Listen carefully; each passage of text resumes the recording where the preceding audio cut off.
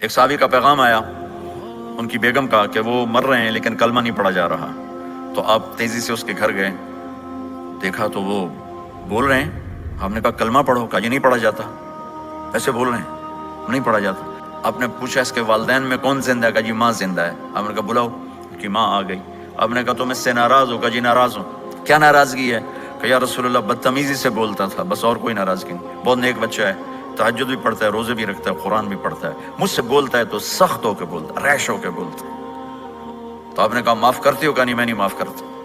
تو آپ نے فرمایا میں اسے آگ لگا دوں پھر سفارش کرو گے؟ کہا ہاں پھر تو کروں گے. کہ اگر تو نے معاف نہ کیا تو اللہ اسے جہنم میں ڈال دے گا. انہوں نے کہا نہیں میں معاف کرتی ہوں. جب ماں نے کہا میں معاف کرتی ہوں، آپ نے کہا کلمہ پڑھو، تو اس نے کہا لا الہ الا اللہ، اور اس کی جان نکل گئی. پھر آپ نے ان کا جنازہ پڑھایا اور فرمایا کہ جس نے ماں باپ کو دکھ دیا اس پہ اللہ کی لعنت، اس پہ زمین آسمان کی لعنت. ان کی نہ نماز قبول ہے، نہ روزہ قبول ہے، نہ